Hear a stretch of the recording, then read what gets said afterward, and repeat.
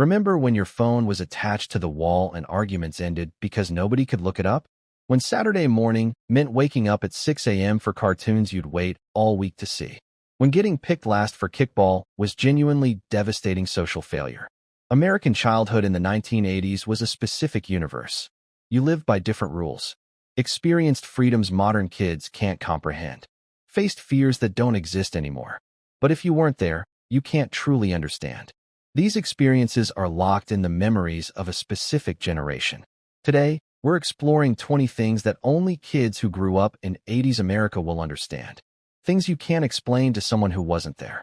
Let's go back. You're watching cartoons. Everything normal. Then the screen goes dark. That tone starts. Your stomach drops. Every time. That sound meant something terrible might be happening. Nuclear war. Tornado. Emergency. The mechanical voice would say this is a test of the emergency broadcast system. But for those first seconds, you didn't know. Pure childhood fear. The tone would last forever. 30 seconds feeling like 5 minutes. You'd stare at the screen, frozen, waiting to find out if the world was ending. When it said test, relief flooded through you. Back to cartoons. But your hands would still be shaking. Kids today hear emergency alerts on phones. Annoying notifications. Not the same. That Cold War era sound carried real weight. The possibility of nuclear attack wasn't abstract. It was why you had that tone. Modern kids can't understand that specific fear. That sound triggering instant dread. You want to talk to your friend. You pick up the phone. You dial. Someone answers. It's never your friend. Hello, is Michael there? Your voice polite and nervous. You're talking to an adult. Michael's mom or dad. Sometimes they'd chat with you. How's school? You'd answer politely while dying inside. You just want Michael. Sometimes they'd yell for him. You'd hear muffled shouting through the house. Wait on the line awkwardly. Sometimes he wasn't home. Can you tell him Jason called? Now you wait. Maybe he calls back. Maybe he doesn't. No way to know. Calling someone meant navigating their family. Every time. Modern kids text directly. Private, instant access. They can't imagine negotiating with someone's dad just to ask about homework. That social skill of talking to your friend's parents on the phone. Gone. You arrange to meet your friend. I'll be at your house at 2 p.m. That's it. The plan is set. No phones. No way to change it. No way to cancel. No way to say you're running late. If something came up, you couldn't let them know. They'd be waiting. You'd feel terrible, but they'd never know why. If you showed up and they weren't there, you waited. Maybe they forgot. Maybe something happened. No way to know. You just waited. Plans were commitments. You said 2 p.m., you'd better be there at 2 p.m. Modern kids change plans constantly. Running 10 minutes late. Can we do 3 instead? All through texts. That rigid commitment to plans because there was no alternative. That's gone. You love a song. You want to own it. You can't just download it. You have to record it off the radio. You'd sit with your finger on the record button. Waiting. The DJ talking between songs. Waiting for your song. When it starts, you hit record. But you missed the first second. Or the DJ talked over the intro. Ruined. You'd wait days for another chance. Finally it plays. You record it. Perfect. Except the DJ talks at the end. Or a commercial starts. Your mixtape would have DJ chatter, station IDs, fragments of other songs. But that was your copy. You made it. Modern kids stream anything instantly. Perfect quality. Skip. Replay, whatever they want. That patience. That dedication to capturing one song. That pride in your imperfect recorded collection. Gym class. The teacher picks 2 captains. Everyone lines up. The choosing begins. The athletic kids go first. Then the average kids. Then it's down to you and 3 others. Everyone watching. You're standing there. Praying. Pick me. Don't let me be last. Please. The captain looks at the remaining kids with visible reluctance. Finally picks someone. Not you. Down to 2. You and 1 other kid. Everyone knows you're the worst. They're watching you not get picked. Finally, someone has to take you. They sigh. I guess I'll take him. You join the team knowing nobody wanted you. The game hasn't even started and you've already lost. Modern schools sometimes use different methods. Random assignment. Numbered divisions. Anything to avoid this public ranking. That specific humiliation of being visibly rated by your peers in front of everyone. If you weren't picked last, you can't understand the relief. If you were, you never forgot. Your game doesn't work. You put it in the Nintendo. Gray screen. Blinking. Nothing. You take it out. The solution is obvious. Blow on it. You blow into the cartridge. Hard. Like you're trying to blow out birthday candles. Dust particles flying. Put it back in. Still doesn't work. Take it out. Blow harder. Maybe blow into the console too. Third try. It works. The game loads. You have no idea why blowing helped. But it did. Everyone did this. Everyone believed it worked. Nobody questioned it. Modern cartridges don't need this. Games download digitally. Kids can't understand the ritual of blowing on a cartridge like it was magic. That shared belief in a solution that probably didn't actually help. That specific motion every 80s kid knew. Your favorite show airs Thursday nights at 8 p.m. You watch it. A cliffhanger ending. To be continued. Now you wait. 7 days. No way to watch it early. No streaming. No binge watching. You'd think about it all week. Talk about it at school. What do you think happens? Everyone guessing. Debating. Building anticipation. If you missed the episode, you missed it. Maybe it would rerun in summer. Maybe not. You'd have to ask friends what happened. Thursday finally comes. You're home by 8 p.m. Nothing would make you miss it. The wait is over. Modern kids binge entire seasons overnight. Wait. They don't understand waiting. That weekly ritual. That built-up anticipation. That shared experience of everyone watching together on the same night. You rent a movie from the video store. Take it home excited. Put it in the VCR. Press play. It starts at the end. The last person didn't rewind it. That surge of frustration. Now you have to rewind it. Sitting there watching the counter go backward. Wasting your time because someone was lazy. Be kind. Please rewind signs everywhere. Most people ignored them. Sometimes you'd rewind it at the store using their machine. Fast rewinders that did it in a minute. If you didn't rewind before returning, you might get a fee. Some stores charge for non-rewound returns. Modern streaming doesn't have this problem. Movies start at the beginning. Always. That specific annoyance of someone else's laziness directly affecting your experience. The communal responsibility of shared media. MTV played music videos. All day. That was the entire channel. You'd turn it on and watch whatever was playing. No choosing. You took what they gave you. Sometimes your favorite video would come on. You'd stop everything to watch. If you missed it, you might not see it again for days. Video countdowns were events. Total Request Live wouldn't exist until the 90s, but early MTV countdowns mattered. Top 20 videos of the week. You'd discover new music by watching. See a video, fall in love with a song, by the album. MTV was how you experienced music visually. There was no YouTube. No music videos on demand. Modern kids search for any video instantly. MTV doesn't even play music videos anymore. That appointment viewing. That discovery through whatever aired. That shared cultural moment when everyone saw the same videos. Your family takes a road trip. Your dad has a folded paper map. Huge thing that barely fits in the glove compartment. Your mom navigates. She's holding the map, trying to follow the route. Red lines marking highways. Tiny text naming streets. Take exit 42 to route 9. Your dad's watching for signs while driving. You pass exit 41. Tension building. Sometimes you'd miss a turn. Nobody knew immediately. You'd drive 10 minutes before realizing. Now you're lost. Your parents would argue. I said turn left. You said right. The map doesn't tell you where you are now. It just shows where you should have been. You'd have to find a gas station. Ask for directions. Strangers explaining turns you'd probably forget. Modern GPS tells you exactly where you are. Recalculates instantly. Argues with nobody. That stress of navigation. That skill of reading paper maps. That family tension when someone missed a turn. The phone rings. Your mom answers. Hello. You hear her from your room. Yes, she's here. Who's calling? Your mom asking. You're dying. Then you hear it. It's Bobby. Your heart stops. Bobby. The boy you like. He's on the phone. With your mom. Just a minute, Bobby. Your mom calls for you. Using your full name. Loud. So he can hear. You take the phone. Your mom is still in the room. Pretending not to listen, but definitely listening. Hi. Your voice weird and nervous. Bobby can probably hear your mom in the background.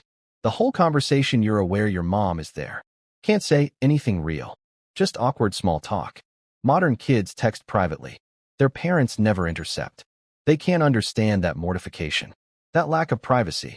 That parental involvement in your social life, whether you wanted it or not. You knew phone numbers. Memorized them. Your friends, your grandparents, your own number. All in your head. You dial without looking. Muscle memory. Your best friend's number, like typing your own name. At a payphone, you'd need to remember. No contacts list to scroll. Just your brain. If you forgot someone's number, you had to look it up. The phone book. Heavy yellow pages. Rows of tiny text. Or call information. 411. Give them a name. They'd tell you the number. Sometimes they'd charge you. Modern kids don't memorize numbers. They're all saved. Ask someone their number, and they don't know their own. That mental database everyone maintained. That connection between person and number. Knowing 20 phone numbers by heart. You take pictures with your camera. Film camera. When the roll is finished, you take it to the store. They send it away. Ready in a week. You wait. No idea if the pictures turned out. Finally, you pick them up. The envelope with your photos. You open it right there in the store. Half are terrible. Blurry. Someone's eyes closed. Too dark. Finger over the lens. You took 24 pictures and got maybe 12 good ones. But you can't retake them. The moment's gone. This is what you got. You'd share them by showing people physical photos. Passing them around. Here's from Disney World. Modern kids take 500 photos. Delete bad ones instantly. See them immediately. That delayed gratification. That surprise of what developed. That acceptance of imperfect photos because you only got one shot. Saturday morning meant one thing. Cartoons. You woke up early. 6 a.m., 6:30 a.m. Before your parents. You'd creep downstairs. Turn on the TV quiet. Pour a bowl of cereal. Sit inches from the screen. For hours of cartoons. Back to back. Transformers, G.I. Joe, He-Man, Smurfs. Every network had cartoons. The commercials were part of it. Toy commercials you'd memorize. My Little Pony, yeah. By 10 a.m., cartoons ended. Regular programming started. Boring adult stuff. You'd go outside. If you slept in, you missed them. No recording. No watching later. Miss it, and it's gone until next week. Modern kids watch cartoons anytime. On demand. Endless streaming. No schedule. That ritual. That early morning dedication. That specific window when cartoons existed. That shared experience of every kid watching the same shows at the same time. Summer morning. You eat breakfast. Your mom says, go outside and play. You leave. You're outside all day. Riding bikes. Playing in the woods. Building forts. Whatever. No phone. No way for your parents to reach you. They don't know exactly where you are. You're just outside. You'd come home when you were hungry or thirsty. Then leave again. The rule was simple. Be home when the street lights come on. That was your curfew. When the lights clicked on, you went home. You'd be streets away, playing at someone's house. You'd see the lights come on. Everyone would scatter, racing home on bikes. Modern kids are tracked. Parents text them. Location sharing. Scheduled playdates. That absolute freedom. That self-directed play with no adult supervision. That simple rule everyone followed. You call your friend. Instead of ringing, you hear it. Busy signal. Someone else is on the phone. Maybe your friend. Maybe their family member. You can't get through. You hang up. Wait 5 minutes. Try again. Still busy. Who's on the phone? How long will they talk? You try every few minutes. 10 times. 15 times. Sometimes busy for an hour. Important call? Too bad. You wait. Keep trying. Hope they hang up soon. Party lines were worse. Shared phone lines with neighbors. You'd pick up and someone else was talking. Sorry. Hang up fast. Modern calls go through. Always. Voicemail if someone's busy. Text if you can't call. That inability to reach someone. That patience required. That actual meaning when a line was busy. You rent a movie. Put it in the VCR. The picture rolls. Fuzzy lines across the screen. Distorted. You grab the remote. Find the tracking buttons. Up and down arrows. You press up. The picture rolls worse. You press down. It gets better. Almost there. Keep adjusting. Find that perfect spot where the picture stabilizes. Every tape was different. Some needed constant adjustment during the movie. You'd play with tracking throughout. Tapes wore out. The more something was watched, the worse the tracking. Your favorite movie looked terrible because you'd watched it 50 times. Modern digital video doesn't have tracking. Perfect picture always. That specific skill of adjusting tracking. That acceptance of degraded video quality. That knowledge that too much watching destroyed the tape. You need information for homework. How do you find it? The encyclopedia. Your family has a set. 26 volumes. A through Z. Heavy books on the shelf. You pull out. R for rainforest. Flip through pages. Find the entry. Read. Take notes by hand. Sometimes the information is outdated. The encyclopedia is from 1982. Nothing about recent events. If your family doesn't have encyclopedias, you go to the library. Use theirs. Or check out a book about your topic. Arguments at dinner can't be settled. Who was the 19th president? Nobody knows. You can look it up, but someone has to go get the encyclopedia. Usually you just keep arguing. Modern kids Google it. Answer in seconds. Up-to-date information. That physical research. That acceptance of limited information. That impossibility of quickly settling debates. Your favorite show airs tonight, but you can't watch. You have to record it. You get a blank VHS tape. Put it in the VCR. Set it to record the right channel. Set the timer. You hope it works. Sometimes you'd forget. Sometimes you'd set it wrong. Record the wrong channel. Miss the show entirely. After recording, you'd label the tape. Right on the spine. Cheers, Season 4, Episode 12. Your handwriting messy, but you'd remember. Your collection grows. Shelves of VHS tapes. Shows, movies, specials. All carefully labeled and organized. You'd record over tapes sometimes. Tape too expensive to buy new every time. Recording over something you didn't want anymore. Modern DVRs are automatic. Perfect recordings. Huge capacity. That manual process. That physical collection. That possibility of technical failure erasing what you wanted to save. Computer class. The teacher loads Oregon Trail. You're excited. Educational game everyone loved. You name your party. Choose your profession. Buy supplies. Start the journey. Everything goes wrong. Always.